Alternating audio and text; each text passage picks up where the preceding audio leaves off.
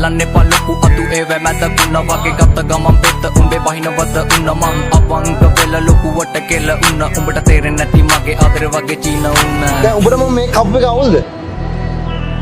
යකෝ උඹත් නම් ඉන්නේ ඩෙනිමක් මාත් නම් ඉන්නේ ඩෙනිමක්